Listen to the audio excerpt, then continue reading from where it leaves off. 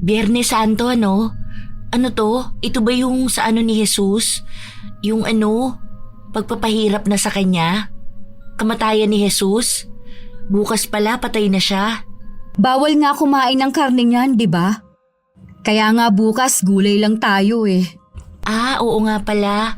Anong oras tayo aalis bukas? Sana marami tayong madukutan nun, ano? Daming tao niyan sa simbahan, ha? Patay na nga si Jesus bukas eh. Dapat tumigil na muna kayo. Dapat nga, umiwas na muna kayo sa ganyang klaseng kasalanan eh. Di ba nga, bawal yung ingay niyan? Bawal yung kasiyahan? Ano yun? Iiwas nga kayo sa pagkain ng karne bukas. Pero hindi naman kayo iiwas sa paggawa ng kasalanan. Wala na kayong pinatawad kahit na Semana Santa. Bakit ba? Kaya nga patay na si Jesus bukas dahil hinugasan na niya tayo sa mga kasalanan natin, di ba? Ibig sabihin lang, simula bukas, wala na tayong mga kasalanan. Kaya yung gagawin namin, hindi na yun magiging kasalanan. Saka nagdadasal naman kami palagi eh. Okay na yun. Mag-ayuno na lang tayo bukas. Nag-aayuno sa pagkain pero hindi nag-aayuno sa kasalanan. Wala lang din yun. Bahala nga kayo sa buhay ninyo. Tutal ka mo, bata naman ako, wala akong alam. Ginagawa na lang palusot ng ibang tao ang pagpasok nila sa simbahan. Lagi nilang sinasabi na kahit na gumawa sila ng kasalanan, basta humingi sila ng tawad sa Diyos ay patatawarin sila. Pero minsan, hindi lahat ng kasalanan na hiningi ng tawad ay basta lang mapapatawad. Ano kaya ang kaparusahan na nararapat para sa palasimba na mandurukot? Ano ba naman yan? Akala ko pa naman ang daming pera nun. Ang daming suot na alahas eh. Tapos mukha pa siyang mayaman. Tapos ito lang yung laman ng wallet niya. Sabi sa'yo walang pera yun eh. Ikaw naman, parang hindi mo alam na yung mga mukhang mayaman paminsan yung wala talagang pera. Buti pa tong akin oh. May laman na 5,000 yung wallet niya. Hindi yun mukhang mayaman ha. Kasi parang luma na yung suot niyang damit. Naloko na naman ako. Hayaan mo, mamaya babawi ako. Doon ako sa terminal sa Cubao. Kahit na sino na lang doon. Malamang kapag nasa terminal ang tao may pera wallet nun. Kapag naipon naman na to, dadami na rin. Ate, tama na kaya yung ginagawa ninyong ganyan? Kawawa naman kasi yung mga tao eh. Paano kung kailangan talaga nila ng pera? Lalo na sa panahon ngayon na ang mamahal na ng mga bilihin. Tumahimik ka na dyan, Otep. Akala mo naman naiintindihan mo na talaga ang buhay. 10 taon ka pa lang, hoy. Akala mo ganun lang kadali ang lahat. Kapag hindi namin to ginawa, magugutom tayo. Magugutom? May trabaho naman sina mama. Ang baba lang na sahod niya, no? Hayaan mo na. Kapag mas malaki ang kita ko mamaya, bibigyan kita ng pera. Kunwari ka pa gusto mo lang ng pera. Masama kasi yung ganyan, ate. Hindi yan masama kung nanghingi naman ng sorry kay Lord. Nagdarasal naman ako palagi, no? Bukas nga magsisimba tayo, di ba? Mawawala na rin yung kasalanan ko pag pinagdasal ko yun. Huwag kang dyan, kaya minamalas kami ni ate. Kaya nga, pektusan ko kaya yung bata na yan. Kapag laki mo, gagawin mo rin naman to, no? Feeling ka dyan. Hindi ka mabubuhay kung iisipin mo ang ibang tao. Tama si Angelina. Kapag gumawa ka ng kasalanan, tapos humingi ka ng sorry, ibig sabihin lang no, napatawad ka na ng Diyos. Ganun lang yun. Kaya wag mo kaming konsensyahin dyan, no? Kada lalabas kami ng simbahan malinis na kami, no? Ipinaglaban ng 2 ate ni Otep ang paniniwala nila. Kaya hindi nila tinatanggap ang pagsabi na makasalanan sila dahil lang sa mandurukot sila. 3 lang naman silang magkakapatid. Kung tutuusin, hindi naman sila mahirap. Pero ang gusto ng 2 ay magkaroon ng mas maayos na buhay. Gusto nilang makaangat, pero ayaw nilang paghirapan sa mas maayos at tamang paraan. Ayaw nila ng normal na trabaho. Ang gusto nila ay sumama sa grupo ng mga mandurukot. Kinatatakutan sa lugar nila ang magkapatid, lalo na si Angelina, dahil kahit na nakikipag-usap siya sa taong kaharap niya, kaya niyang dukutan ito. Nasanay na siya dahil bata pa lang siya, sumasama na siya sa kanyang ate na ganon ang gawain.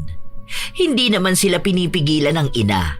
lalo na kung may naibibigay silang pera. Minsan pa, may babae malapit sa terminal na tila ba naliligaw. Nakabukas ng kaunti ang bag nito kaya nakakuha ng pagkakataon si Angelina na dukutin ng pitaka. Nakuha niya naman. Pasimple siyang umalis matapos iabot sa kanyang ate. Ganon ang kanilang gawain.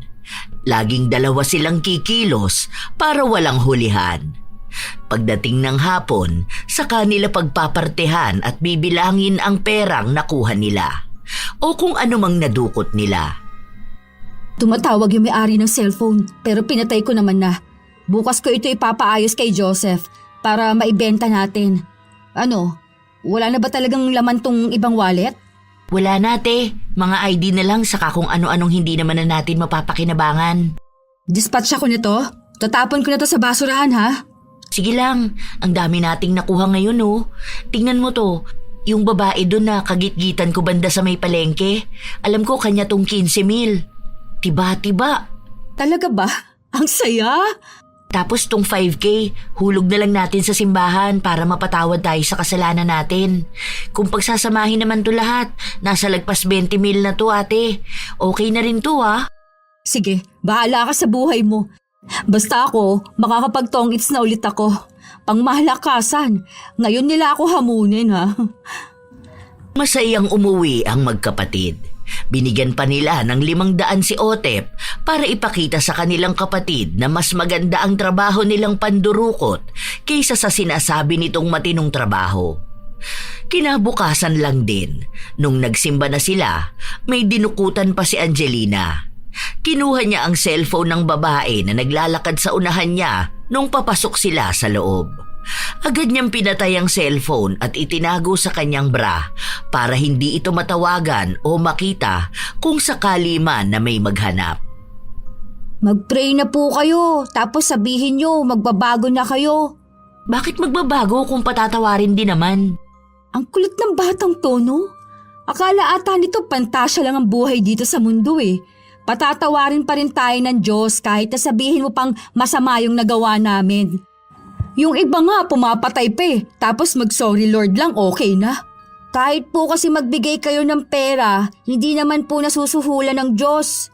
Ano bang alam mo, ha? Hindi mo pa nga napagdadaanan ng hirap sa buhay. Itong mga nakukuhanan namin na to, bigay din naman yun ni God. Sadyang sa ibang paraan lang na mukhang masama.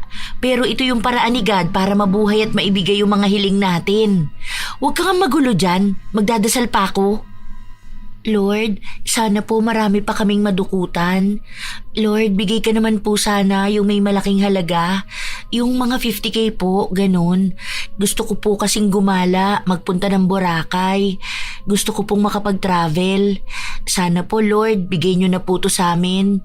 Promise po, gagawin naming 10K ang bibigay sa'yo kapag mga 50K po ang makukuhanan namin sa isang tao. Sa isang tao lang po yun ah.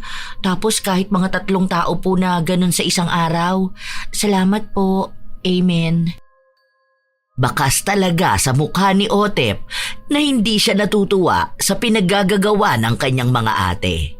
Sa paaralan kasi nila, namumulat siya sa mga maling gawain habang kapag nasa bahay naman siya, pinapamulat sa kanya na ayos lang ang gumawa ng kasalanan kung ihihingi lang din naman ito ng tawad sa Diyos. Ilang araw pa ang lumipas kung ano-anong pandurukot ang ginagawa ni na Angelina at Julie. Wala silang pinipili kahit na estudyante pa yan o matanda. Basta alam nilang may makukuha silang pera. Minsan pa nga, nakita nila ang isang estudyante na mukhang may kapansanan din. Iika-ika kasi itong maglakad. Laptop laban nung bag na yun, halata eh. Ano, kunin natin mamaya? Aakyat yan sa jeep, makikipagsiksikan at unahan yan. May isa pa siyang bag na dala oh. Kapag yan nagmadali, hindi na niya mahahalata kung ano yung nawawala sa kanya. Sige, dun ako sa likod ng isang jeep. Abot mo agad sa akin ha, para makasakay ako sa kabila. Ano, game na? Ayun, may paparating na jeep. Ang tabay ka na pala banda sa likod niya ha. Ay, wait lang pala, ako mauna. Babanggain at gigit-giting ko yan. Naisagawa ng magkapatid ng maayos ang kanilang plano. Nauwi nila ang gamit ng bata. Tuwang-tuwa sila dahil alam nilang mahal ang magiging benta nila nun. Tiba-tiba tayo sa laptop na to. Ay, thank you Lord! Kaya nga, tapon mo na lang yung mga papel na yan. Wala naman na yung kwenta eh. Hindi naman tayo nag-aaral. Ipapa-format ko na lang yan mamayang gabi. Ano? Uwi na tayo? Anong oras ni? Sandali lang, meron pa. Ayun oh, yung estudyante na yun. Kanina ko pa nakikita mababaw yung bulsa niya. Banggain mo lang yan mamaya. Ay, mukhang nakapila dun sa sasakyan natin pa uwi. Tara na, pagitnaan natin siya. Tapos mamaya pag malapit na tayo bumaba, gumawa ka ng eksena. Ganda ng cellphone. Parang bagong-bago, no? Di ba kailangan ni Mama ng cellphone? Ayan na yung sagot sa dasal natin. Kailangan lang nating makuha yan para may maibigay tayo kay Mama sa birthday niya. Madali lang din naman yan eh, bata pa. Walang ganong pakialam sa paligid. Saka tingnan mo yung tayo niya. Kahit agawin mo cellphone yan, hindi ka agad mahahabol dahil matatapilok siya sa sarili niya. Ganyan sana madalas na biktima natin. Basta ako natutuwa ako, may maireregalo tayo kay Mama. Ang galing ano? Nasa Diyos ang awa, nasa tao talaga ang gawa. Kung anong pinagdasal natin, yon ang ibibigay din sa atin. Kailangan lang din nating kumilos para makuha. Sige na, tara na. Madali lang para sa magkapatid na gawin ang ganon dahil sanay na sila. Umuwi sila sa bahay na may 3 cellphone, may pera at may 1 laptop. Maya-maya lang din, naghahatian na sila. Itinabi ni Angelina ang cellphone na ibibigay nila sa kanilang ina. Aalis nga pala ako bukas. Ikaw na lang ba muna dedilihensya? Lilibre ko mga barkada ko. Nagyayaya sila ng gala eh. Dito na lang ako sa bahay. Pahinga muna ako ngayon. Day off na lang natin. Sige, tapos nun balik tayong Cubao. Maraming tao ngayon magbabakasyon. Ang dami na naman nating makukuha niyan. Habang nagpaplano na naman ang dalawa, lumabas na ang banyo ang bunso nilang kapatid. Bunso, lika rito. Anong cellphone gusto mo? Pili ka lang dito. Bigay na namin. Anong kailangan mo? Meron dito maganda yung camera. Ayoko ate. Baka mamaya makita pa sa akin yan ng may-ari eh. Ganyan yung bigay niyo kay ate Kyla eh. Tapos nalaman nung may-ari kung nasan yung cellphone niya. Buti na lang sinabi niyang nabili niya lang sa naglalako. Kung tinuro niya kayo niyan, baka nakulong na kayo. Bakit naman kami makukulong? Malamang ate, pagnanakaw kaya yung ginawa ninyo ni ate Julie. Hoy, hindi yun basta pagnanakaw no? Ano lang yun? Sarili naming kilos matapos naming mag-pray na gusto naming makuha yun. Eh kung hindi naman to para sa amin, hindi naman namin yun makukuha no? Hindi talaga ganun yun ate. Dahil hindi nyo naman talaga yun makukuha kung hindi nyo pilit na kunin dun sa tao eh. Pinaghirapan nyo ng iba. O kaya baka grabe yung halaga nun sa kanila tapos kinuha nyo lang. Akala mo talaga eh, no? Kapag nalaman mo kung bakit namin to ginagawa, baka sumama ka na rin sa amin. Malalaman mo to kapag lumaki ka pa ng konti. Kapag nakita mo kung gaano kadaling binibigay ni God ang hinihiling mo. O siya, kung wala kang gusto, wag na. Itong laptop na lang pala ang sayo. Magagamit mo to sa school nyo. Saan nyo naman nakuha yan? Alam ko na galing sa pandurukot nyo yan pero wag nyo naman sabihin na estudyante. Mahalaga pa ba kung kanino namin nakuha? Hindi pa ba sapat na may magagamit ka? Ang mahal ng ganito kapag binenta namin. Kailangan mo to. Kasi yung anak ni Bekekang nagpapabili sa kanya ng laptop dahil kailangan na raw sa school nila. Kawawa naman yung ninakawan nyo nito. Mamaya hiniram niya lang to dahil kailangan sa school nila tapos nawala lang dahil kinuha sa kanya. Ang dami mo namang dada. Para naman sa'yo yan. Pumasok ka na nga sa kwarto mo. Napipikon lang ako sa'yo. Nagpatuloy lang sa ginagawa nila ang magkapatid. Kahit na anong sabihin ng bunso nila, wala silang pakialam. Dahil naniniwala silang mabuti silang tao hanggat nagsisimba sila at nagdarasal. Minsan pa, may dinukutan si Angelina na isang matanda. Nasa sasakyan pa rin sila. Siksika na nun. Nung makuha niya ang pitaka, nagpunta siya sa likuran para hindi siya mapagbintangan dahil nga malayo siya sa matanda. Bago bumaba ang dinukutan niya, Nalaman na agad nitong nawawala ang pitaka niya. Hindi makababa ang matanda dahil sinasabi niyang ipambibili niya ng gamot ang laman ng pitaka niya. 300 lang naman daw yun, para lang daw makainom ng gamot ang apo niya na may sakit. Akala ng matanda makokonsensya niya si Angelina, pero hindi. Walang naging kibo ang dalaga. Matapos niyang bumaba malapit sa simbahan, pumasok muna siya para magdasal. Thank you po, Lord. May mga nadukutan po ako ngayon. May pera na naman ako. Sorry po sa ginawa ko. Amen. Ayan, okay na yan. Ang mahalaga naman, nagsorry ako sa ginawa ko at nagpasalamat ako sa blessing na natanggap ko. Saka hindi naman masamang tao yung ganito. Mahalaga, may Diyos pa rin ako. Yung iba nga, mas masama pa sa akin eh.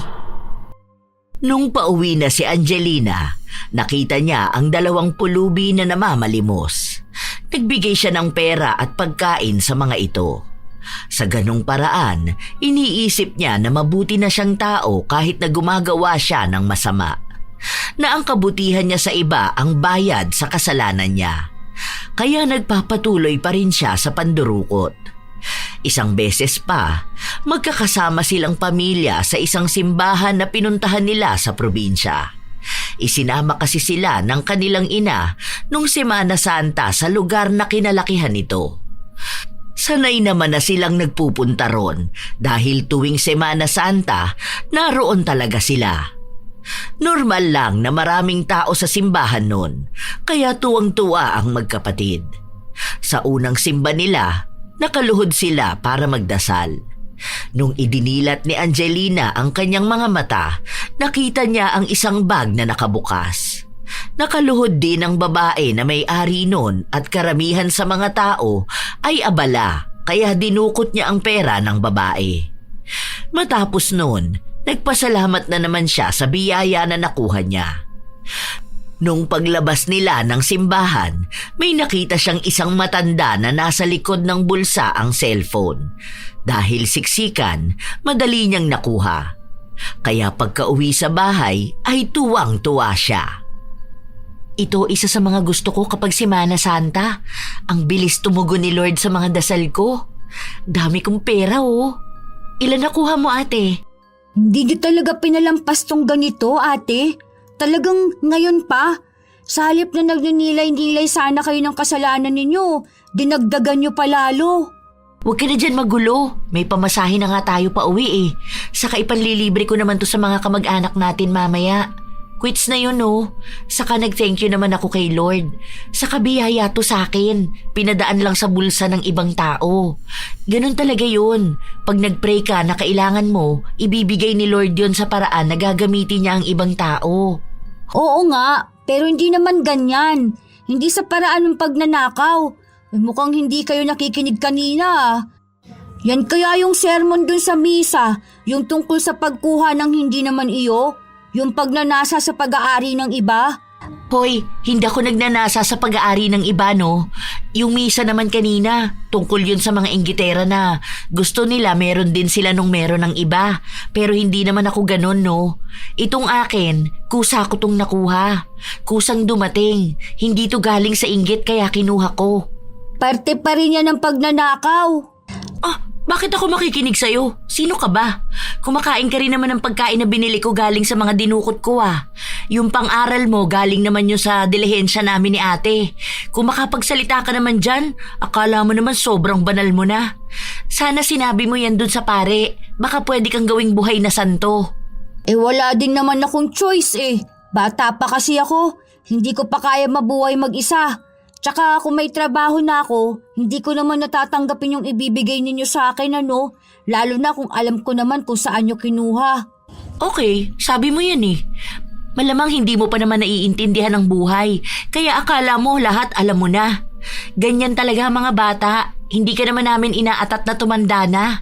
Matured ka lang mag-isip pa sa iba, pero wala ka pang alam sa buhay. Dahil kung may alam ka naman talaga sa buhay, hindi mo kami kukutsain. Dahil mas maiintindihan mo pa kung bakit namin to ginagawa.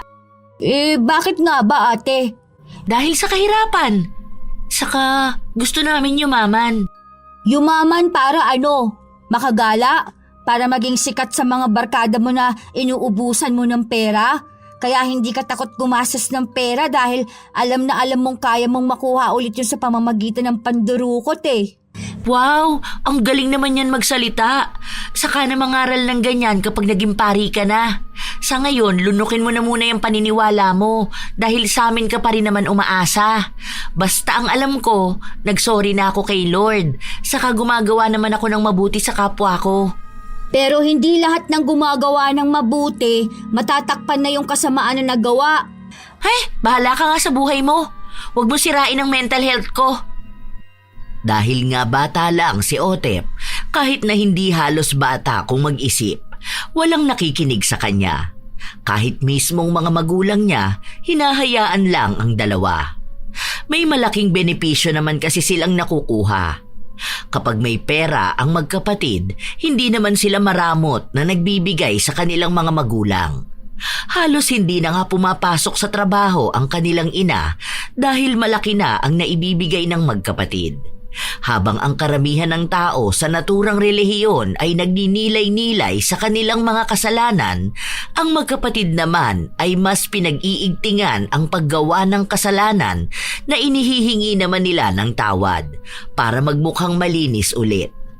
Isang beses pa, nasa loob ng bahay ang pamilya ni Angelina at nag-uusap tungkol sa Semana Santa at mga nangyayari. Biyernes Santo ano? Ano to? Ito ba yung sa ano ni Jesus? Yung ano? Pagpapahirap na sa kanya? Kamatayan ni Jesus? Bukas pala patay na siya. Bawal nga kumain ng karne niyan, di ba? Kaya nga bukas, gulay lang daw ang kakainin natin eh. Ah, oo nga pala. Anong oras tayo aalis bukas? Sana marami tayong madukutan nun ano? Daming tao niyan sa simbahan ah. Patay na nga si Jesus bukas. Dapat tumigil na muna kayo. Dapat nga iwas na muna kayo sa ganyang klase ng kasalanan eh. Di ba nga bawal yung ingay niyan? Bawal yung kasiyahan? Ano yun? Iiwas kayo sa pagkain ng karne bukas pero hindi naman kayo iiwas sa paggawa ng kasalanan? Wala na kayong pinatawad kahit na Semana Santa. Bakit ba? Kaya nga patay na si Jesus bukas dahil hinugasan na niya tayo sa mga kasalanan natin, di ba? Ibig sabihin lang, simula bukas, wala na tayong mga kasalanan. Kaya yung gagawin namin, hindi na yun magiging kasalanan. Saka nagdadasal naman kami palagi eh. Okay na yun. Mag-ayuno na lang tayo bukas. Nag-aayuno sa pagkain pero hindi nag-aayuno sa kasalanan. Wala lang din yun. Ay, bahala nga kayo sa buhay nyo. Tutal ka mo, bata naman ako eh. Walang alam. Buti na lang alam mo. Ganyan naman ang lagi ninyong sinasabi sa akin eh. Bahala kayo. Lagi kamo kayo nagdadasal pero hindi nyo naman sinasabuhay kung ano bang dapat gawin at hindi dapat gawin. Matatanda naman na kayo eh. Hay nako, huwag mo nang pansinin yan si Otep. Papansin lang yung bata na yan eh. Wala kasing pumapansin dyan dito. O bali ganito ha, ang daming simbahan dito eh. Hati na lang tayo. I mean, tig-isa tayo na simbahan. Ay, bukas din ba yung sa penitensya? Ano, unahin na lang ba muna natin yon? Ay, bahala na nga bukas kung ano na lang siguro yung mauuna. Ang mahalaga naman eh, may makukuha at makukuha pa rin tayong biyaya. Sige pala, matutulog na ako para naman may lakas ako bukas. Hanggang sa kinabukasan, nagpatuloy ang magkapatid sa kanilang ginagawa. Maraming tao sa simbahan kaya ang dami nilang nadukutan. Kasunod nun ay ang mga nanonood naman nung penitensya. Matapos nilang magawa buong araw, bumalik sila sa simbahan para magdasal. Thank you po, Lord. Sana bigyan niyo pa kami ng mas maraming biyaya gaya nito. Ibigay niyo pa po lahat ng mga hiling namin. Alam ko naman po na naiintindihan niyo kami kahit na mukhang masama itong ginagawa namin. Naniniwala pa rin po akong may kabutihan naman din kaming nagagawa kahit na hindi halata at hindi namin isinusumbat sa ibang tao. Sana po tuloy-tuloy pa itong ginagawa namin para naman yumaman na kami. Salamat po. Pagka-uwi nila, naabutan nila si Otep na nasa loob lang ng bahay. Nakaupo lang ito at mukhang kagigising niya lang din. Hindi ka lumabas? Kanina, nanood ako ng penitensya pero umuwi na rin ako kasi naantok ako. Alam mo, ang dami naming nakuha ngayon ha. Parang 1 linggo namin to kung nasa Maynila kami. Ang saya naman pala. Sana pala araw-araw na lang Semana Santa, no? Tapos halos araw-araw na lang penitensya para naman maraming tao sa labas. Talagang yan pang hiniling mo, ate? Parang sinabi mo na sana noon araw-araw din pinapatay si Jesus. Hindi ka man lang ba natakot sa mga pinagsasasabi mo? Ngayon pa talaga? Sumirit na naman to. Yung iba nga gusto nila araw-araw Pasko Ano, gusto nila araw-araw nanganganak si Maria? Natawa naman ako doon sa araw-araw nanganganak. Ito kasing si Otep baluktot ang utak Para namang ako pa yung may kasalanan na ganito yung gusto ko. Sinabi ko lang naman yon dahil nga ang dami naming nakukuha. Saka nagpray naman ako kanina, no? Nagpasalamat ako kasi ang dami naming biyaya na nakuha ngayon. Isa pa, wala naman ang kasalanan ng mga tao ngayon kasi nahugasan na ng dugo ni Jesus. Kaya huwag kang OA dyan, bata ka. Lumabas ka na lang dun kung ayaw mong naririnig ang usapan namin. Basta alam namin na masaya kami ngayon dahil totoo naman na ang dami naming nakuhang biyaya. Bahala nga kayo sa mga katwiran ninyo. Hindi naman ako nanalo kahit na minsan sa inyo Paniniwalaan nyo kung anong paniniwala nyo. At talagang hindi ka mananalo sa amin. Hindi kami handang makinig sa bata. Hayaan mo na yan, te. Bale, pagbalik natin ng Maynila, tingnan natin yung bahay na binibenta. Baka naman kaya na natin yun, no? Tanga, wala pa tayong ipon. Ang mahal kaya nun. Ang dami kaya nating nakuha ngayon. Aalis ako, no? Tsaka may balak akong bilhin na alahas. Isa pa, aalis ka kamo, di ba? Pagbalik natin ng Maynila, makikita-kita kayo ng mga kaibigan mo. Tapos, ililibre mo sila sa resort? Ay, oo nga pala. Nakalimutan ko na yun Buti na lang pinaalala mo. Hayaan mo.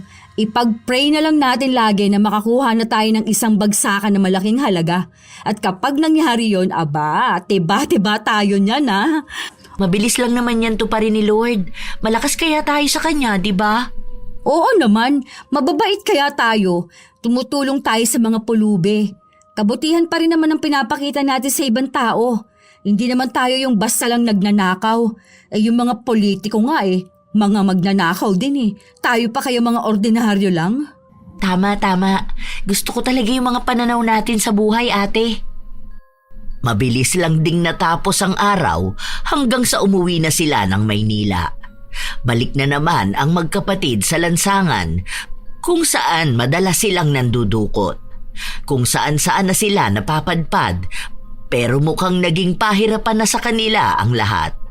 Ang dami ng mga pulis, may mga tumitimbre na rin sa kanila. Hindi nila alam kung bakit biglang naging ganon. Kaya nung umuwi sila, mainit ang ulo ni Angelina. Malamang yan yung mga naiinggit yan sa atin. Feeling ko si ano yan nagtitimbre sa atin. Si ano, yung syota ni Banay, yung mukhang tuko. Nakalimutan ko na pangalan niya Nasa dulo na ng dila ko Si Bartolay? Oo, yan nga. Kasi mahina yung grupo nila. Pakialam ko ba sa kanila mga tanga at duwag yung mga yun. Humigpit din kasi ngayon. Tsaka ang dami ng tao na nag-iingat. Pero okay lang yan, ano ka ba? Madali lang yan kapag mga araw ng palengke. O kaya doon tayo sa may Quiapo. Gusto mo ba? Ayoko ron. Andun yung nanghuli sa atin noon Makita lang mukha natin noon, alam na niya kung anong ginagawa natin doon. Ay, oo nga pala. Buhay pa ba yun si Panot? Oo naman, nakita ko pa nga yun nung nakaraan Saka matandain kasi yun. Kaya nga ang laki ng noo nun dahil ang laki ng utak niya. Saka kilala na ako noon dahil bata pa lang ako, nahuhuli na niya ako, di ba? Kaya nga ilag ako dun sa Quiapo kahit na mas maraming tanga na tao dun. Mga madaling dukutan. Hayaan mo na, aayon din sa atin ang langit niyan. Bukas pala ng umaga kapag nagsimba tayo, yan naman ang ipagdarasal ko. Nakikinig lang sa usapan nila ang kanilang bunsong kapatid dahil kapag nagsalita siya, hindi naman siya pakikinggan ng dalawa. Isa pa, wala na rin naman siyang sasabihin pa. Matagal na niyang nasabi kung ano ang kailangang gawin ng dalawa pero wala naman yung talab dahil nga sa bata pa lang siya. Sinubukan naman na ni Otep ang lahat ng paraan na alam niya pero wala talaga. Kinabukasan, maaga silang nagising para magpunta ng simbahan. Lord, please naman, bigyan niyo pa kami ng mga tao na madudukutan no. Paano naman kami tutulong niya sa mga pulubi kung ganito naman katumal? Yung mga taong pumipigil sa amin para gawin to, makarma na sana lahat ng mga yun. Please, Lord, tulungan mo naman kami makakuha ng mas malaking pera. Kailangan namin ng pera para sa araw-araw eh. Ang tumal lang kitaan namin itong mga nakaraan. Bayaran na naman po ng bills, Lord. Kailangan namin yung tao na may malaking halaga. Kailangan namin yun. Bigay mo na po ito sa amin, please. Minsan lang naman kami humiling sa'yo. Tsaka kapag nakakuha naman na kami ng malaking halaga, binibigyan ka rin naman namin. Salamat po. Amen. Kakaiba talaga kayo mag-pray, no? Kasalanan na nga yun, hihilingin niyo pa sa Diyos. Huwag mo kaming pikunin dito sa simbahan. Baka mapamura kami. Yun ang kasalanan. Nagtataka lang kasi ako. Paano nyo nakakayang mag-pray tapos ang pinagpipray ninyo yung marami kayong mabibiktima at madudukutan? Hindi ba pwede na ang ipag-pray ninyo yung makakita kayo ng magandang trabaho para naman tumigil na kayo sa ginagawa ninyo? Ito na naman tong bata na to. 13 anyos ka pa lang, boy. Sa sobrang bait mo, kulang na lang tumira ka na sa kumbento. Kung pwede lang sana, di ba? Kung may pagkakataon lang dito na talaga ako titira. Pwede naman. May pumipigil ba sa'yo? Oy, wag na kayo magtalo. Nasa simbahan tayo. Irespeto nyo naman ang templo ng Diyos. Wag na kayo maingay dyan. Hindi ko marinig yung sinasabi ni Father. Paano kasi ang bata na yan? Walang ibang ginawa kundi ipamukha na masama tong ginagawa natin. O bakit, hindi ba? Kanina nga doon pa lang sa labas nakita na kitang dinukutan mo yung isang babae eh. Baka gusto mo isumbong kita. Hoy, Otep, tama na yan sabi eh. Huwag kang gumawa ng gulo dito ha. Baka hindi ako makapagpigil, malamukos kayang bibig mo. Alam mo ba na masamang sumasagot sa mas nakakatanda sa'yo? Pero ang magnakaw po ba hindi? Nagdanakaw ba kami? Ano bang akala mo sa pandurukot? Hindi ba yun pagnanakaw? Ang pagnanakaw, yung malalaking halaga. Yung alam na namin kung ano yung nanakaw saka nakaplano na. Ito, hindi naman namin alam kung magkano laman ng wallet ng isang tao ah. Baliko kasi ang utak ninyo. Otep, isa pa. Hindi ka ba tatahimik dyan? Dahil umamba na si Julie, nanahimik na lang ang bunso nilang kapatid. Pero si Angelina, patuloy na sinesermonan si Otep. Nung pauwi na sila, may 3 tao sa simbahan na nadukutan ng magkapatid. Lumipas pa ang ilan pang mga linggo, matumal pa rin ang mga nadudukutan nila. Minsan kasi nakakahalata na ang isang tao, oras na makita pa lang sila, o kaya ang mga galaw nila. Yung ibang tao naman, tagong-tago ang mga gamit nila. Bili muna tayong palamig, ate. Ay, ayoko dyan, ang tabang ng orange nila dyan. Doon na lang, buko juice. Yung tig-5 lang ha. Yung wallet na nakuha mo kanina, 20 pesos ang laman. Ano ba naman yun? May halaga pa bang 20 ngayon? Mukhang tanga naman yung tao na yun. Ang porma niya pa naman. Hindi ko naman alam. Ang kapal naman kasi ng wallet niya. Akala ko ang daming laman. Madaming ang laman. Puro resibo naman at ID. Ano namang gagawin natin dun? Sa susunod kasi, wag ka lang yung puro na lang dukot. Parang nung nakaraan, puro barya naman yung nadukutan mo. May isa pa yung sa cellphone na puro crack. Hindi naman yun naibenta. Basta kinukuha ko lang yung madaling makuha. Kapag naipon naman na natin yan, malaki na rin naman, di ba? Saka yung nakuha ko nung nakaraan, may 2,000 sa loob ng wallet nun ah. Ano naman gagawin natin sa 2,000? Ano ba naman kasing nangyayari sa mga tao na to? Ang hihirap naman nila. Mga wala ng pera eh. Baka dahil kasi pecha de peligro, wala pa kayang sahod. Maghintay tayo niyan kapag sahod na. Malalaman naman natin yan kapag maraming nakapila sa ATM. Saka na lang tayo bumawi. Baka mas malakas mag-pray yung mga humihiling na malasin tayo ngayon. Tara, daan tayong simbahan para naman humiling ulit tayo na palakasin ulit yung kita natin. Ayusin mo kasi yung pag-pray mo ha. Dapat yung buong puso talaga. May kaunting pagtatalo pa sa magkapatid, pero hindi naman yun lumala. Noong nasa simbahan sila, walang gaanong tao kaya alam nilang wala silang madudukutan doon. Nung nakaupo sila, maya-maya may umupo rin na babae sa likuran nila. Sana bigyan na tayo ni Lord ng sign. Anong sign? Nabibigyan na niya tayo ulit ng malaking biyaya. Alam mo yun, yung bibigyan niya tayo ng malaking pera na makukuha natin. Feeling ko nga malapit na yun eh. Nakakapanaginip pa naman ako ng angel. Ganun daw yun, di ba? Ay, sana nga. Hindi na ako makagala ngayon. Ano pa ako, di ba? Yung mga tropa ko nga nagyaya sila sa akin na mag-outing daw kami sa LU. Kaso ang tumal ngayon, wala pa akong budget. Natigilan sila sa pag-uusap nung may tumawag sa babae na nasa likuran nila. Hello? Oo, dala ko na ngayon yung 100K. Cash to, kasi cash nga yung kailangan. Oo, jeep lang ako pero dumaan muna akong simbahan. Oo nga, teka nga lang uuwi muna ako bago ako magpunta sa ospital. Nasa 80K lang yung kailangan pero 100K kasi yung pinadala ni tita. Kaya yun na yung kinuha ko. Baka kasi may iba pang bayaran. Oo na, sige na, alis na pala ako. Ingat ka rin ah, bye. Nagkatingi na ng magkapatid bago nila marahang nilingon ang babae sa likuran nila. Kung hindi pa nila narinig ang sinabi nito, hindi naman nila aakalain na may pera ang babae. Ang maiisip lang nila, ordinaryo lang din itong babae. Baka yan na yung sign na hinihintay natin. Ang bilis talaga tumugon ni Lord. Thank you, Lord. Tara, sundan na pala natin. Sasakay daw yan ng jeep eh. Feeling ko yung 100K na sinasabi niya nakalagay dun sa bag na yun. Grabe naman kasi siyang makabitbit eh. Halatang hindi niya bibitawan. Akong bahala dyan. Madali lang naman yan.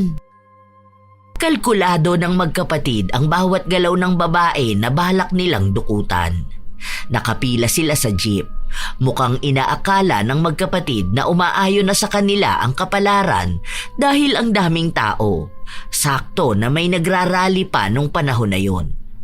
Nagkaroon ng gulo, ang daming nagtatakbuhan, kaya sinamantala na ng magkapatid ang sitwasyon.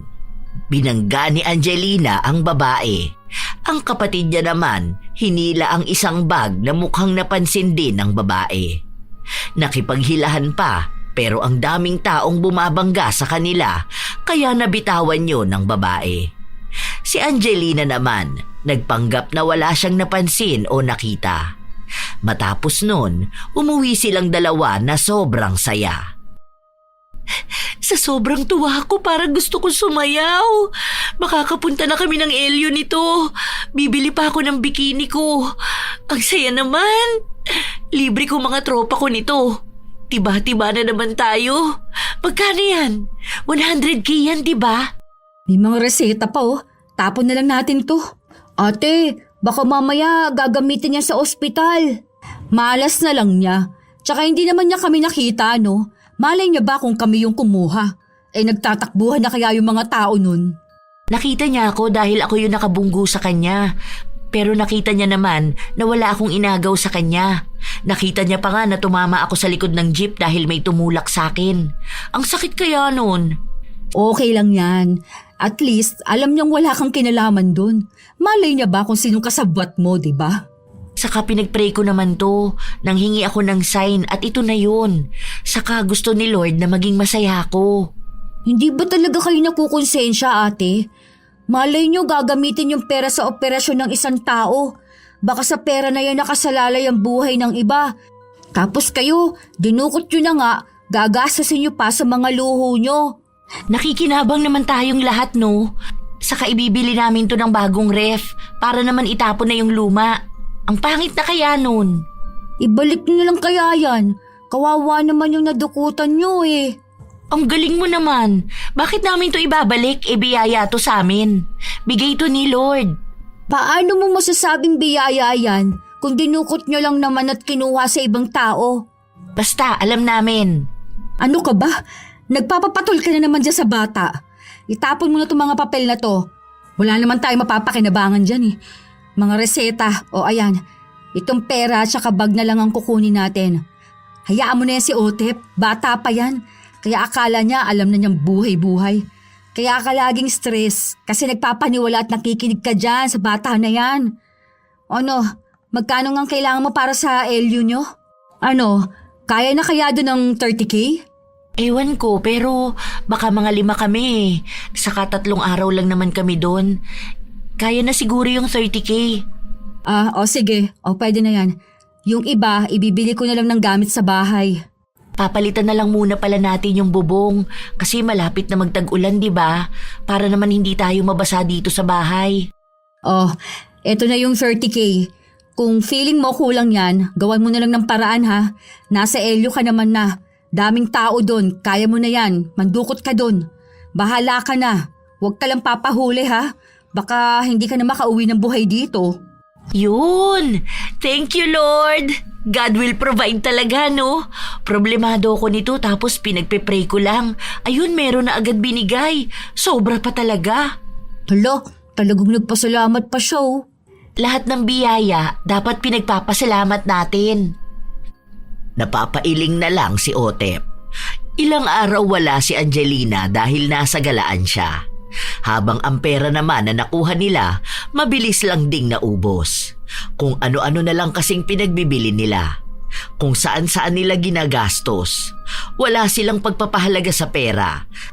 Dahil alam nilang kaya pa naman nilang kitain yon at kunin sa ibang tao. Hanggat hindi nila pinaghirapan ang bawat sentimo, wala rin silang pakundangan na gagastusin yun. Nung nakabalik na si Angelina, balik na naman sila sa lansangan ng kapatid niya para lang maghanap ng mabibiktima nila. Pero isang beses may lumapit sa kanilang babae. Namumukaan nila pero hindi lang nila alam kung saan nila nakita. Kami ba ang kinakausap mo? Itatanong ko sana kung saan nyo nakuha yung bag na yan. Ito? Ewan ko. Sa Divisoria ata. Bakit? May nawawala kasi akong bag. Ganyan yung itsura. Baka pwedeng makita yung itsura ng loob. Huwag mo sabihin na pinagbibintangan mo kami. Wala akong sinasabi. Nakikisuyo lang ako para itatanong ko rin kung saang pwesto nyo nabili. Nung nakaraan kasi nadukutan ako. Diyan kasi nakalagay yung pera ko para sa operasyon ng pamangkin ko eh. May mga papers din kasi yun. Tapos may mga reseta. Kailangan ko kasi yun. Pati yung vaccine card dun. Anong pinapalabas mo? Sa amin mo ngayon hahanapin? Bakit kasi burara ka? Hanapin mo kung nasan mo nilagay. Bakit ipapakita ko tong bag na to? Bahala ka nga dyan. Lalapit ka lang para mambintang. Ang init na nga ng panahon, dumagdag ka pa sa init ng ulo ko. Hindi naman kita pinagbibintangan. Nagtatanong lang ako. Ganun na nga yung tono mo. Anong akala mo sa akin, tanga? Ay, makaalis na nga. Kahit nakabado na si Angelina, pinanindigan niya talaga na hindi siya aamin o hindi malalaman ng babae na sila nga ang kumuha. Hindi na sila nagpagala-gala noon sa labas dahil baka makita ulit sila ng babae. Umuwi na muna sila. Sabi ko sa'yo, wag mo na munang gamitin yung bag na yan. San kaya nakatira yung babae na yun, ano? Hindi naman siguro ako namukhaan noon. Kinakabahan ako kanina. Nagmaldita na lang ako para kunwari hindi ako kabado. Akala ko mabubuko na tayo. May mga pulis pa naman dun. Hindi naman tayo makukulong agad, no? Malakas kaya tayo kay Lord. Tapon mo na yung bag na yan para hindi na makita ng babae. Hindi na lang siya mag-move on. Napunta naman kay Lord yung 10K. Hinulog ko kaya sa simbahan. Kaya nga, ano rin kayang hinahanap niya doon sa mga papel? Wala naman ako nakikitang mahalaga doon. Wala ngang pakinabang sa atin. Ibig sabihin lang, hindi naman yun mahalaga. Gusto niya lang sigurong mabawi yung pera. Wala na siya mababawi Bigay na sa atin yun ni Lord. Sige, bawiin niya muna yung binigay natin kay Lord na 10K. Hayaan mo yun. Hindi naman na siguro tayo nun makikita. Sana nga. Malawak naman tong lugar natin eh. Kakaiba na yan kung makikita pa ulit natin siya. Kampante ang magkapatid na hindi na nila makikita pa ulit ang babaeng dinukutan nila. Pero mukhang nilalapit sa kanila ang tadhana. May kamag-anak ang babae na malapit sa bahay na tinutuluyan ng magkapatid. Nalaman nila yon nung nakita nila ang babae sa simbahan. Hindi nila kinikibo para mukhang wala nga silang kasalanan. Pero magaling mag-obserba ang bunso nilang kapatid. Alam niyo mga ate, kanina pa kayo sinusulyapan ng babae doon sa may kabila Ayun oh, yung nakasuot ng kulay blue na duster. Kilala niyo ba siya? Alam ko yung ano yan eh. Pinsan ni Kuya Nestor. Nakita ko yan siya noon. Ewan ko dyan, hindi ko naman yan kilala. Para kasing kilala niya kayo eh. Hoy, huwag kang magulo dyan, Otep. Hindi ka makinig sa sinasabi ni Father. Kayo nga pong di nakikinig eh. Sabi kaya kanina may mga tao na malakas magdasal pero walang konsensya. Kayo agad po talaga'y naalala ko. O tapos, anong gusto mong gawin namin? Hindi naman para sa amin yung sinabi kanina. Paano niyo malalaman kung sa inyo yun? Kung hindi niyo naman tinatanggap yung mali ninyo. Bla bla bla bla bla. Kita mo na. Bata-batuta ka pa rin kahit para ka matanda magsalita. Hindi pa talaga matured ang utak mo. Mga turo lang yan sa school na ginagaya mo. Kapag talagang isip matanda ka na, maiintindihan mo kami. Sa ngayon, hindi mo pa kasi alam ang hirap ng buhay dahil may bumubuhay pa sa'yo. Makita mo kapag lumaki ka. Magtatrabaho na lang ako maghapon magdamag kaysa mandukot. Ngayon mo lang nasasabi yan kasi hindi mo pa nga nararanasan. Hindi ka maniwala sa amin na danas na ang buhay. Nasubukan na namin magtrabaho, magdoble kayod pero wala pa rin. Mas maganda pa rin talaga yung ganito na nandudukot ka. Kinukuha mo lang yung dapat na biyaya ng Diyos para sa'yo. Hindi mo hinihintay. Saka nag-share naman din ako, lalo na hati din kami ni Lord.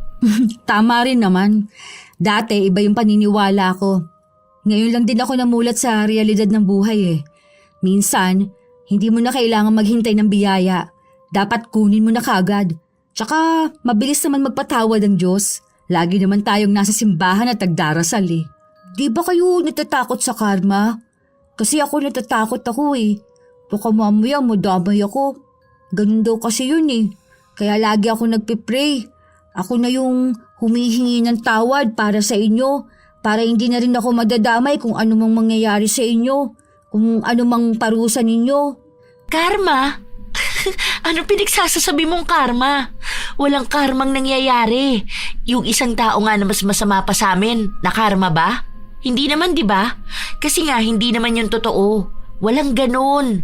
Ang mismong tao ang gumagawa ng sarili nilang karma. Saka anong dahilan? Bakit kami makakarma? May pinatay ba kami? May malala ba kaming kasalanan? Hindi lang naman pagpatay ang kasalanang nagagawa ng tao na pinarurusahan. Basta humingi ka na ng tawad kay Lord, yun na yun. Hindi na kailangan yung todo-todo na sobrang OA na. Dahil mabilis magpatawad ang Diyos. Kapag may nawawalan, malamang yun ang kapalaran nila. Kung ano yung nakukuha namin, yun talaga yung biyaya na para sa amin. Ang biyaya, kusang dumarating. Kusa naman yung dumating kinuha lang namin. Ang ingay niyong dalawa, huy. Nasa gitna niyo ako, oh. Ikaw nga, Otep, tumahimik ka na dyan, ha? Lagi na lang ako yung pinapatahimik, Oo, kasi ikaw yung walang saysayang sinasabi. Sinasaway ka na nga ni Mama, hindi ka pa rin nakikinig. Wala talaga akong kakampi sa pamilya na to. Wala talaga. Kasi hindi mo kami naiintindihan. Yung kina Mama nga ayos lang eh. Palibasa kasi feel na feel mo na matanda ka na mag-isip. Porket sinasabi ng iba na matured ka na mag-isip para sa ganyang edad, sinabuhay mo naman. Dahil iba yung paniniwala ko sa inyo. Sus! Ngayon lang naman yan. O pustahan tayo. Sa mga susunod niyan, kapag medyo lumaki ka na niyan, baka maging mas magaling ka pa sa amin. Hindi mangyayari yun. Hay nako, wag ka magsasalita ng tapos dahil hindi mo alam kung anong pwedeng mangyari sa mga susunod. Hindi naman to pagkaligaw ng landas, no? Iba lang kasi to sa ginagawa ng iba. Pero kung tutuusin, pareho lang na kumikita para sa sarili at para sa pamilya. Hindi nakikinig si Otep sa sinasabi ng dalawa niyang ate. Paglabas nila ng simbahan, nakadukot ng isang pitaka si Angelina pero hindi niya alam kung may laman ba. Pero mukha namang maraming pera ang nakuhanan niya. Ning, excuse me, may napulot ka atang wallet ng babae. Ayun siya oh. Ate, andito sa kanya, nakita ko kanina napulot niya. Ha? Anong napulot ko? Nakita ko pang nilagay mo dyan sa isa mong bag. Hindi yan, yung isa, yung mas malaki. Ha? Bible ang laman ito. Nakita ko yon, kulay pink pa nga yun. Ayan, oo, ayan nga, nakaipit. Sa kanya yan. Sa'yo yung wallet na yan, di ba? Gusto pa sanang itanggi ni Angelina na sa babae ang wallet. Pero ang daming tao, nakatingin na rin sa kanya kung ibabalik niya ba ang pitaka. Sakto na nawawala nga rin ang pitaka ng babae. Kung hindi niya yon ibabalik, malamang ay tatawag ng pulis ang babae at siya lang din ang mapapahiya. Ito ba? Sorry, akala ko sa ate ko. Same kasi sila ng wallet. Nakita ko lang yun dyan kasi nahulog din ang mga gamit namin. Pasensya na ha, hindi ko napansin. Nagpasalamat lang ang babae saka ito umalis. Bakas naman ang inis sa mukha ni Angelina pero hindi niya pinapahalata para walang ibang makakita na sadya niya naman talagang kinuha ang pitaka. Hindi yun basta lang napulot niya. Ang pinagtataka niya, bakit yun nalaman ng babae?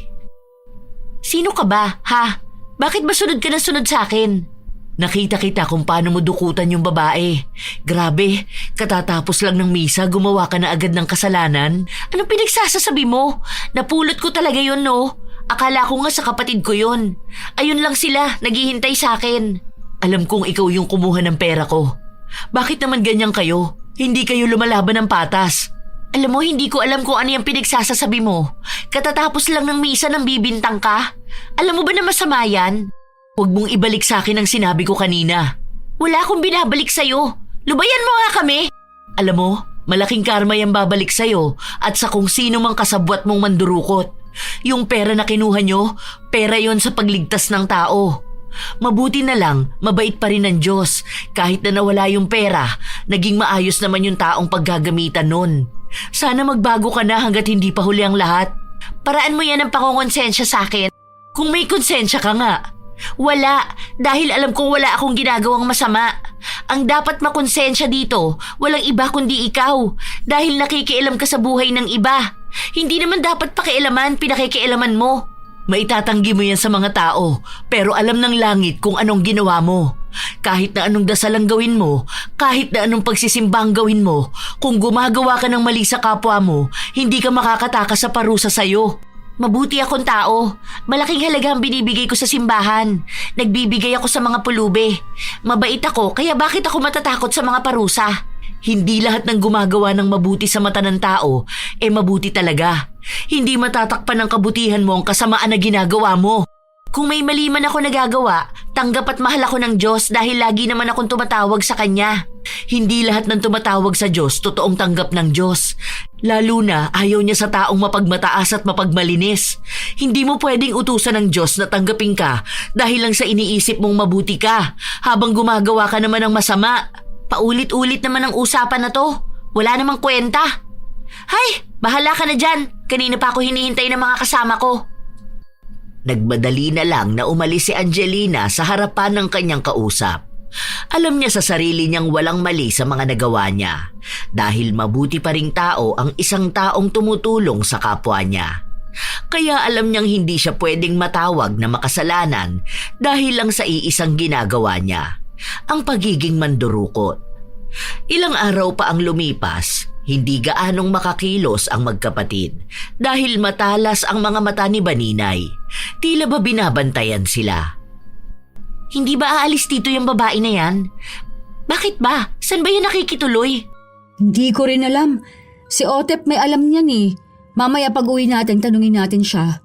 Akala mo pulis siya no? Laging nagbabantay. Pansin ko nga. Nung nakaraan munti ka na akong mahuli. Paano? Hinihila ko yung cellphone ng babae sa likuran niya. Aba, bigla ba namang sumigaw yan ng magnanakaw? O ayun, napakapit yung mga tao sa gamit nila. Napatingin pa sa akin yung dudukutan ko. Nagpalusot na lang akong mahuhulog na yung cellphone niya eh. Naiinis ako. Ang hirap dumiskarte. Wala bang trabaho yung tao na yan? Ewan ko dyan. Alam mo bang pangalan yan? Basta may Ninay ata yun. Baninay, ganon. Sinabi na yun ni Otep hindi ko lang gaano matandaan. Basta ang tawag ko sa kanya, Paepal. Baka siya yung demonyo na pagsubok sa atin. Iba talaga gumalaw ang mga kalaban, no? Pipigilan talaga tayong makuha ang biyaya na kaloob sa atin. Bakit ba tayo matatakot sa kanya? Tao lang din naman niya na mukhang padala ng kadiliman. O basta tayo, hanggat mabuting tao tayo, dapat wag tayong matatakot. Sila pang ang dapat na matakot sa atin, di ba? Sila kaya ang mas makasalanan sa ating lahat. Tama ka naman dyan, ate. Kaya nga ako, hinahayaan ko na lang kapag marami siyang sinasabi sa akin. Mas kilala ko naman ang sarili ko, no? Basta alam kong gumagawa ako ng mabuti, mabuting tao na rin naman talaga ako. Hayaan na lang natin siya. Kontrabida yon dahil bitter siya dun sa nawawala niyang pera. Ang tagal na nun, hindi niya pa makalimutan. Isa pa, hindi naman niya napatunayang tayo ang gumawa nun, di ba? Kaya wala siyang karapatan na pagbintangan tayo. Tama, kaya hindi tayo dapat natatakot sa mga simpleng salita niya lang sa atin. Ay, ayun, may bagong target. Yung matandang babae na yun, no? Nagbibilang ng pera niya. Baka sa butika yan pupunta, no? Ano? Oo, sige, okay lang sa akin. Sa wala tayong makita ngayon na matino eh. Wala kasing pasok tapos walang gaanong lumalabas ng bahay nila. Sige na, pwede na yan. Hindi pinalampas ng magkapatid kahit ang barya-barya lang ng matanda. Kinuha nila ang pitaka nito saka sila umalis. May mga gamot pa nga sa loob ng pitaka pero itinapon nila yon matapos na makakuha ng pera. Nagpatuloy silang gawin yon. Hindi sila nagpapaapekto kay Baninay kahit na kinukonsensya na sila nito. Dahil naniniwala talaga silang wala silang kasalanan. Hanggang sa isang araw, nabalitaan ni Angelina na nabundol ang kapatid niya. Tumatakas pala si Julie sa isang dinukutan niya. Pagbaba nito sa jeep, tumawid agad para matakasan ang dinukutan niya pero hinabol siya nito kaya hindi nakita ni Julie ang papalapit na truck. Nabawi ang dinukot niya pero nasa ospital ito at nag-aagaw buhay. Sobrang problemado ng pamilya nila dahil wala naman silang pera. Kawawa naman si Ate Julie. Kung hindi sana siya gumawa ng masama baka hindi siya nasa ospital ngayon. Baka okay pa siya. Kaso, kahit naman daw gumaling siya, magkakaroon na siya ng problema. Sa ulo kasi yung naging tama niya Gagawa ako ng paraan para sa magagastos sa ospital. Sana may makuha kong malaking pera. Gagawa ka ng paraan? Gagawin mo yung dahilan kung bakit nasa ospital si Ate Julie? Dahil sa iyo kaya kami minamalas. Hindi dahil sa akin, ate. Dahil sa ginagawa ninyong mali. Dahil sa pagdarasal ninyo na pagpalain kayo kahit na yung pagpapala na gusto ninyo ay yung pasakit naman sa ibang tao. Yun bang kasalanan sa Diyos? May alam ka bang ibang paraan? Kung wala, manahimik ka na. Kaysa kung ano-anong pinagsasasabi mo. Matuto ka na lang na ipagdasal kami para naman gumaling na si ate. Ako na lang mag-isa ang tataguyod dito.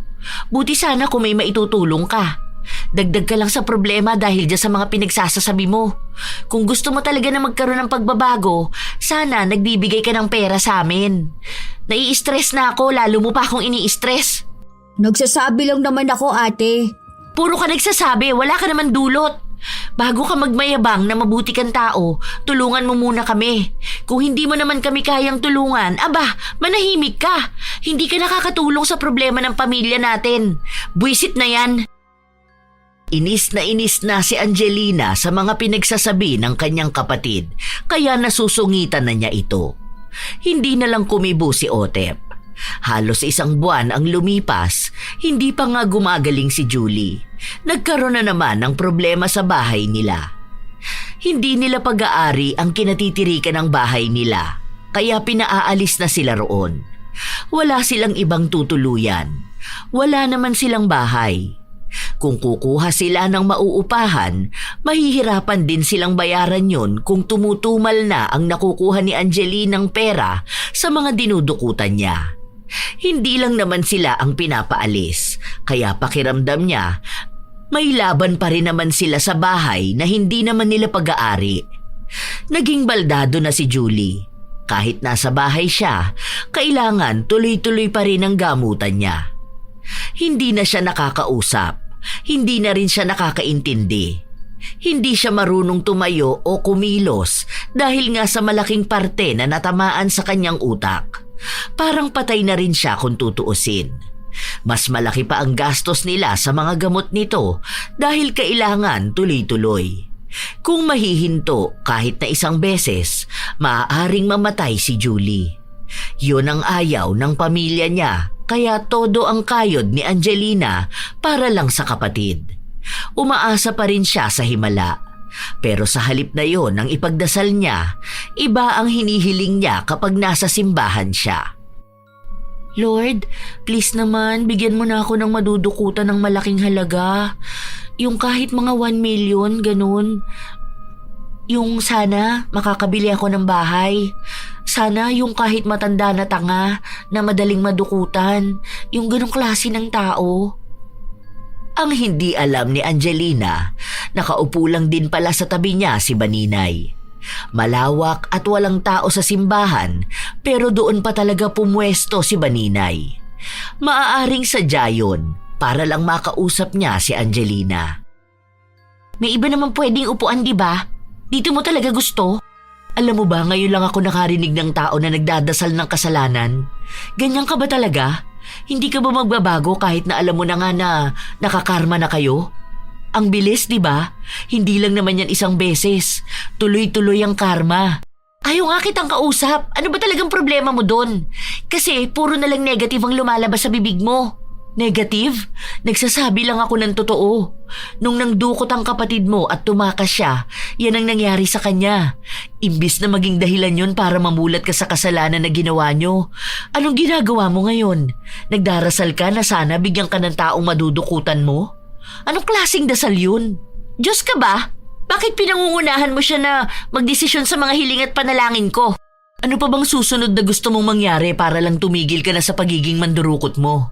Naniniwala ka sa Diyos pero hindi ka naniniwala sa kasalanan mo?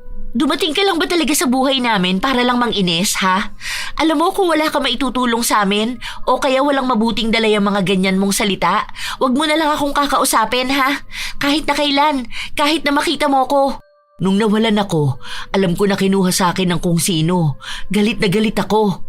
Ngayon na nakikita na kita, awang-awa na ako sa'yo. At sino naman na nagsabi sa'yo na ako nga yung kumuha nun? Nambibintang ka na naman.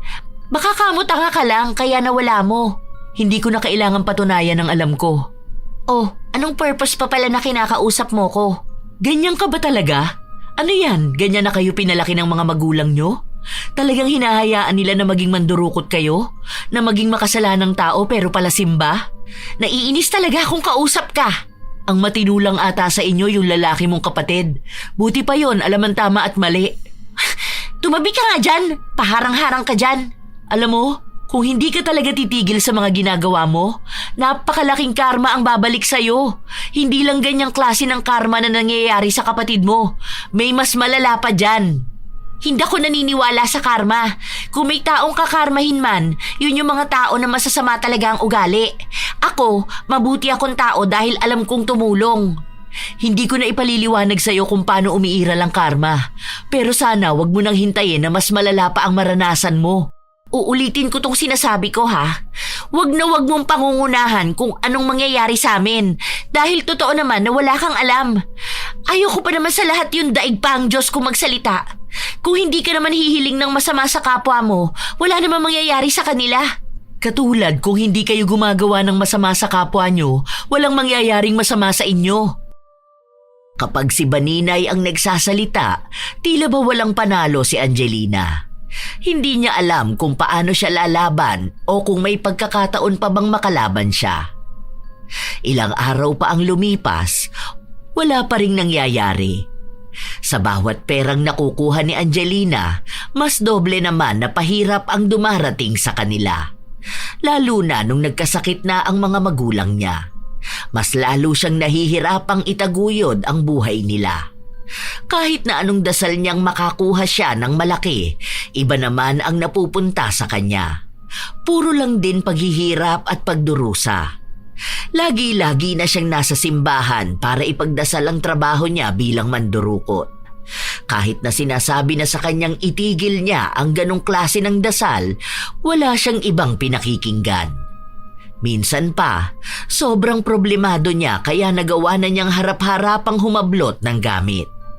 Isinasaalang-alang niya ang buhay niya sa pagtakbo at pagtawid para matakasan ng isang tao na kinuhanan niya. Pero minsan nahuhuli siya. Kahit na babae pa siya ay nasasaktan siya.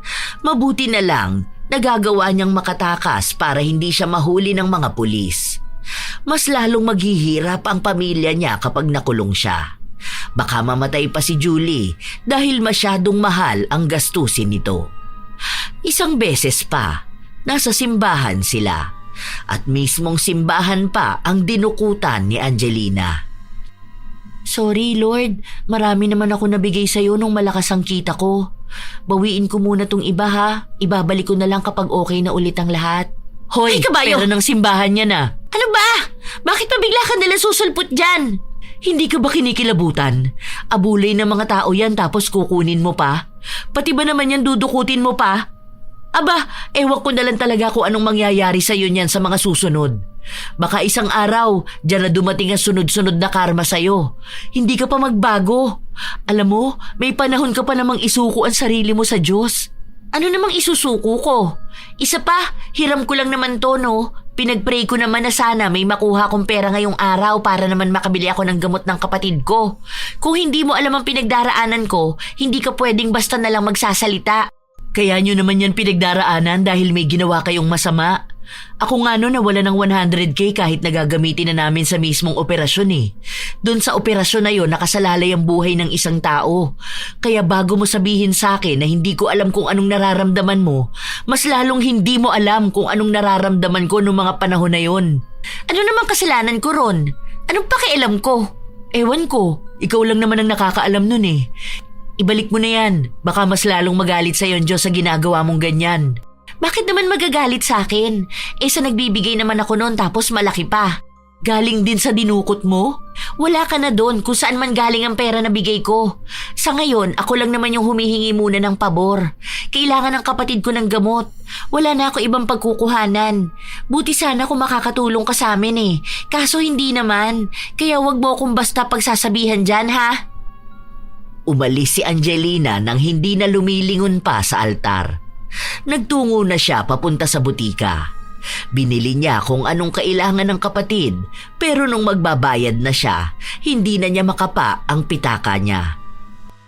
Nasaan na yung wallet ko? Ay, lintik naman na yan. Nadukutan ako. Hayop!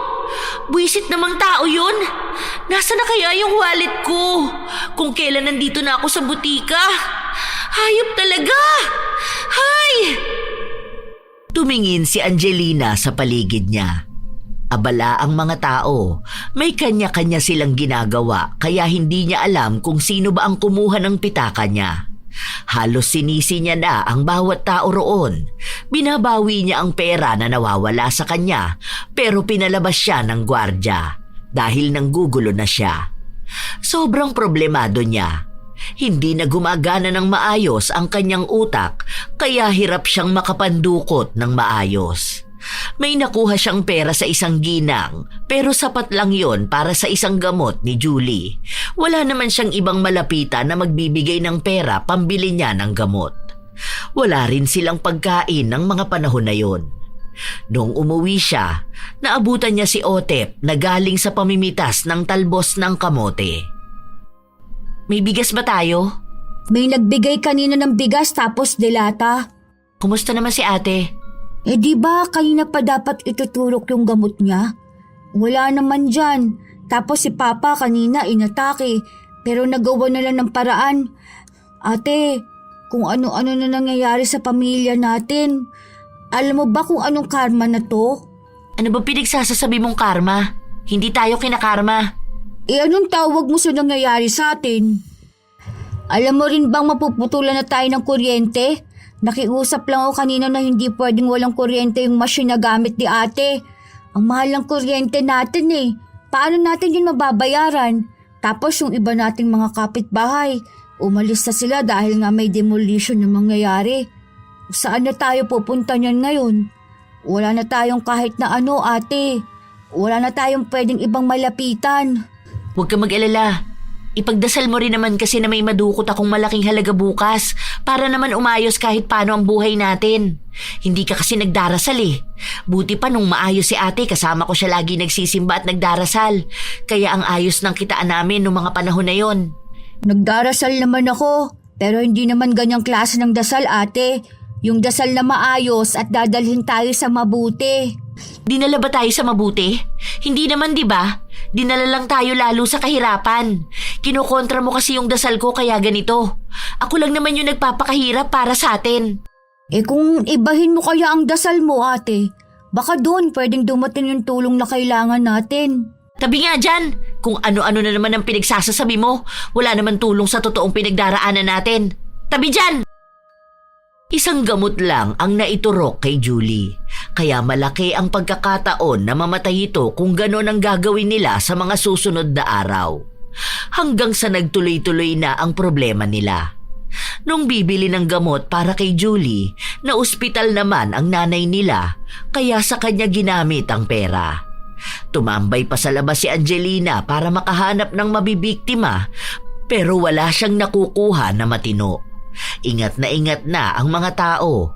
Naglipa na rin ang mga nagbabantay at pulis sa labas. Gusto na niyang magwala pero wala namang laman ang mga dasal niya kundi ang makapanlamang at makakuha ng pera mula sa ibang tao.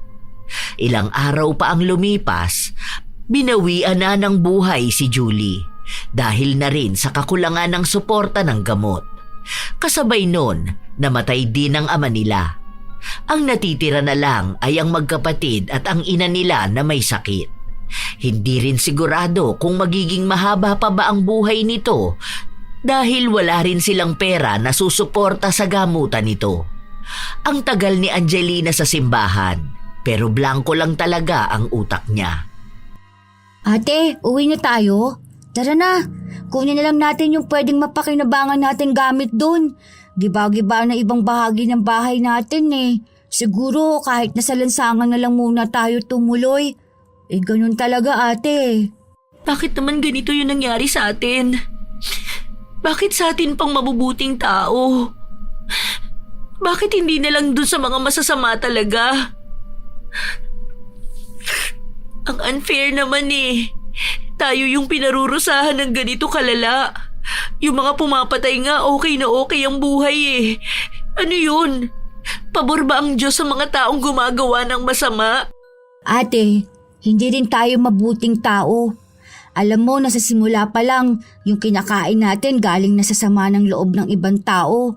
Kaya lahat ng mga nangyayari sa atin, bayad na to sa mga kasalanan na ginagawa natin. Inihingi ko naman yun ng tawad Saka humihingi ako ng gabay at basbas para lang simulan tong ganito. Saka nagbibigay naman kami sa simbahan para sa Diyos. Saka mabuting tao kami. Tayo, nagbibigay tayo sa mga pulubi. Bawi na yun sa kasalanan na nagagawa pero bakit ganito pa rin? Kasi hindi naman totoong pagtulong yun. Hindi naman ikaw ang magsasabi na mabuti kang tao. Nagpapakabuti ka lang naman ate, kasi iniisip mong pambawi yun sa kasalanan mo. Hindi dahil yun talaga ang gusto mo. Magkaiba kasi ang mabuting tao na mabuti talaga.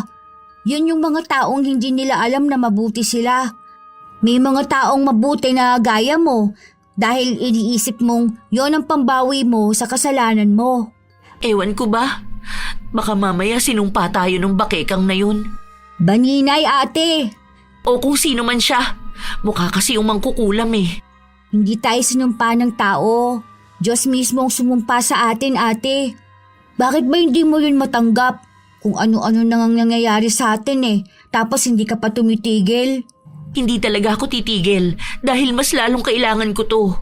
Wala na tayong bahay. Saka paano ka pa mag-aaral niyan? Tulungan mo na lang ako. Buti ka pa hindi ka agad makukulong. Saka mas maliksi ka pa dahil bata ka pa lang. Ayoko ate. Yan ang problema. Kaya nagkandaletse-letse ang buhay natin dahil hindi ka marunong tumulong sa pamilya natin. Kung hindi ka naman nagmamatigas dyan sa paniniwala mo, baka buhay pa si ate at papa dahil may pera tayong nakukuha. Ayoko talaga. Kahit na anong mangyari, ayokong gumawa ng ganyang kasalanan. Ano gusto mo? Ganito na lang tayo?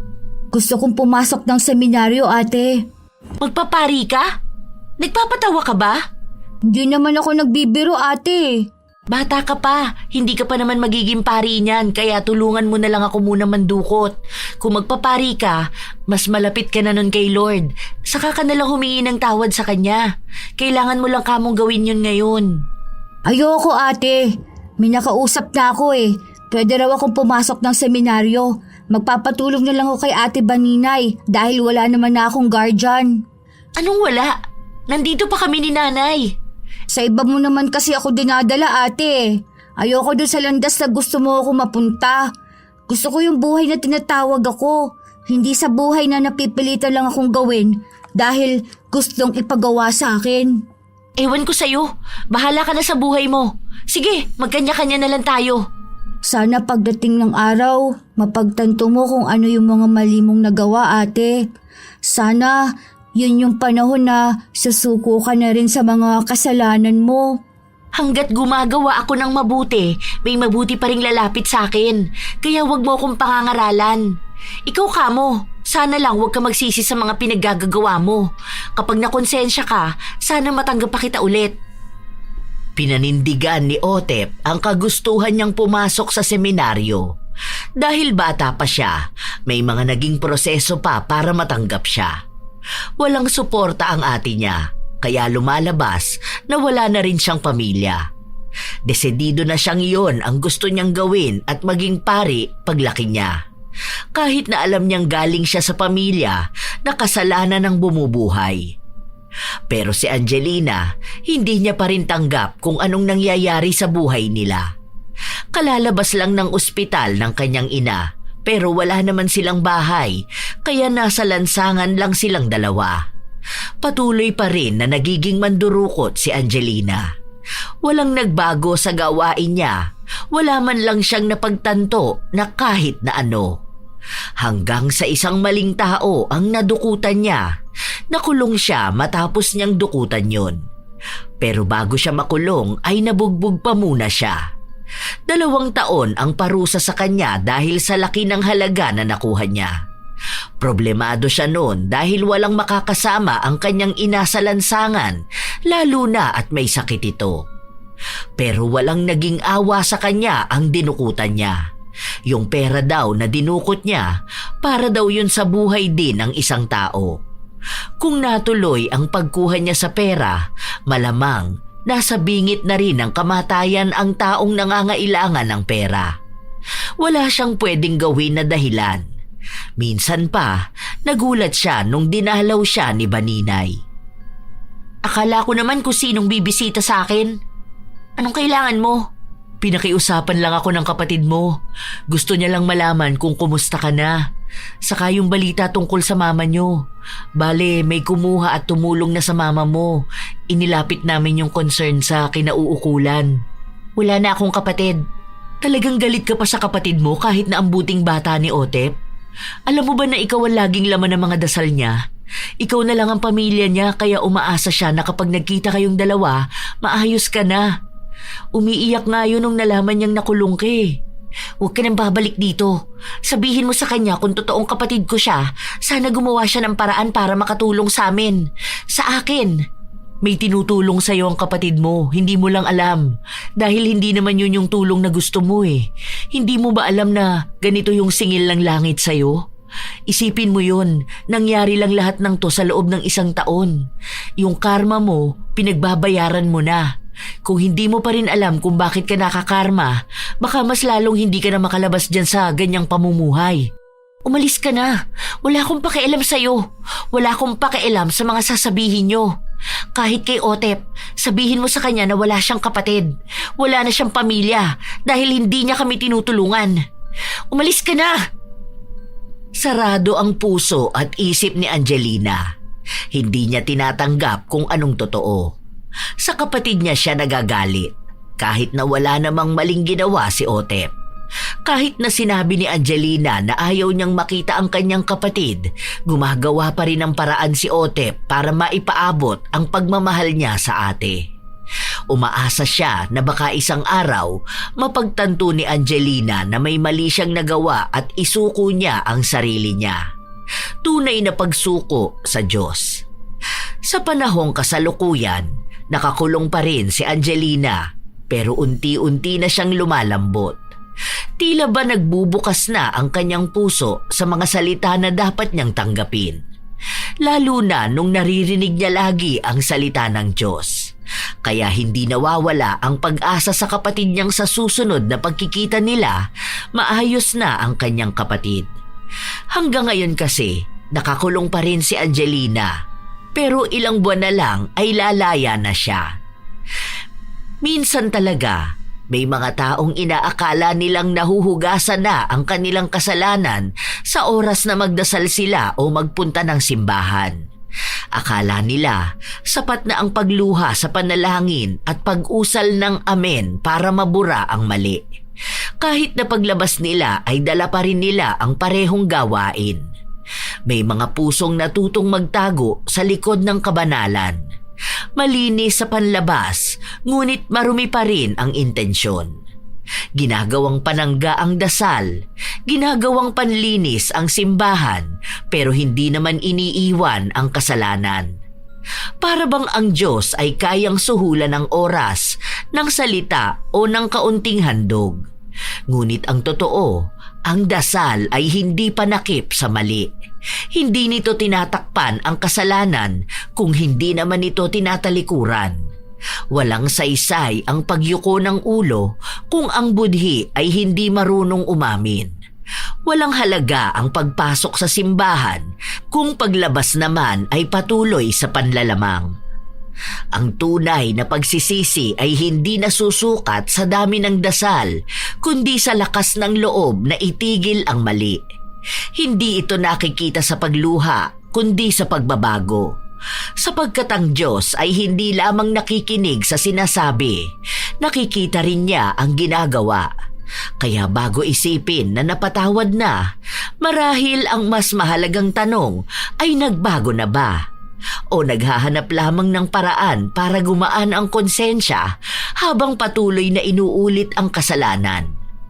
Kaya tandaan na hindi simbahan ang huhusga sa tao, kundi ang sarili nitong gawa. At darating ang araw na ang bawat maling itinago sa likod ng dasal ay lalabas, at sa oras na maningil ang langit, tuloy-tuloy na ito at walang ibang makakapigil. Kaya bago isiping banal at mabuti, tingnan muna ang mga gawang mali na hindi kailanman maitatama ng pagpapanggap na mabuti. Kayo ba mga apo? Minsan na ba kayong nakakilala ng taong iniisip na mabuti sila kahit gumagawa ng masama dahil lang sa gumagawa sila ng mabuti sa kapwa nila? Taong palasimba pero hindi naman maiwan ang kasalanan. Ano rin ang inyong opinyon sa ating bagong kwento? Maaari nyo yung ibahagi sa amin. Naway nakapaghati dito sa inyo ng magandang aral. Shout out sa ilan sa mga masusugid na tagapakinig ng mga istorya ni Lola Telang. Flordeliza Guevara, Yurlin, Ruth, Lay, Jazz, Tintin, Daiben, Jean Marie Gastar, Sonia S., Tugade Mercado from Saudi, Angelique Ceris, Mary and Joyce, Lucia Villaguera, Maricar from Qatar, Elaine Cardiente, Cherry May Libiran, Angelina Ignacio from California, Marest and Jovan, Luz Aclaro, Hazel Fiesta, Cristina Peru, Sydney Crosswind, Michelle Lacambra, Gia Gigi, Susan Mabuti, Carmeline Panlilio ng Tarlac City. Ito ang inyong Lola Telang at maraming salamat sa palagi ninyong pakikinig, mga apo.